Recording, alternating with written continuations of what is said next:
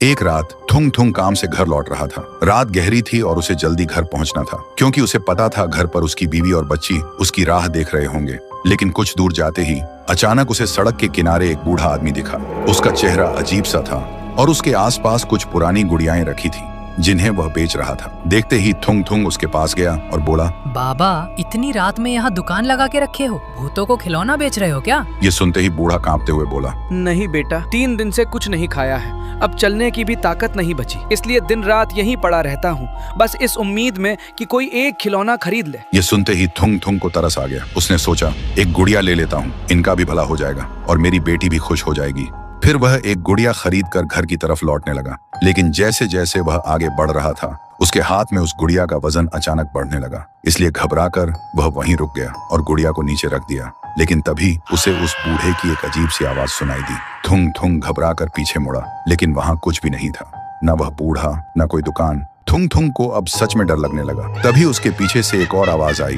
यह सुनते ही थुंग थुंग डर के मारे पीछे मुड़ा, लेकिन वहां भी कोई नहीं था, सिर्फ वह गुड़िया थी जो अब सीधा उसकी तरफ देख रही थी। तभी वह गुड़िया बोली, पापा, मुझे भी घर ले चलो ना।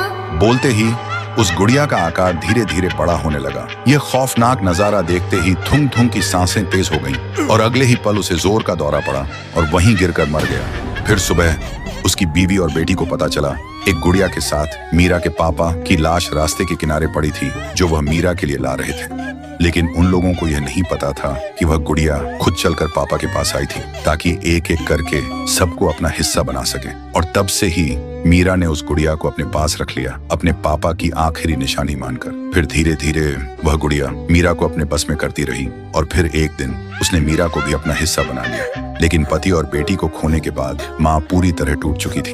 घर का वह आंगन जहाँ कभी मीरा खेलती थी, अब वहाँ सिर्फ मौत का सन्नाटा था। माँ की हालत पागलों जैसी हो गई थी। कभी रात को उसे लगता कि मीरा कमरे में बैठी रो रही है, तो कभी रसोई से वहीं छुरी चलने की आवाज आती।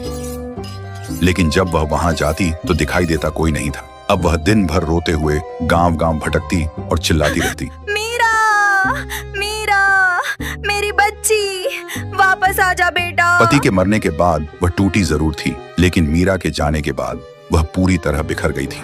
फिर एक दिन दोपहर के 12 बजे श्मशान के आसमान में कौवों का झुंड उड़ रहा था, जैसे कुछ भयानक होने वाला है। और बीच श्मशान में माँ अपने पति की कब्र के पास पड़ी फूट फूट कर रो रही थी, जैसे अब उन्हें किसी भी डर की कोई परवाह ही नहीं है। लेकिन तभी कब्र के ठीक नीचे से उन्हें एक आवाज सुनाई दी। तो दोस्तों, आखिर माँ ने ऐसा क्या सुना? क्या माँ अपनी बेटी को वापस ला पाएगी, या वह भी उस शैतानी गुड़िया का हिस्सा बन जाएगी? अगर जानना चाहते हो तो अभी कमेंट करो, पार्ट 3 चाहिए।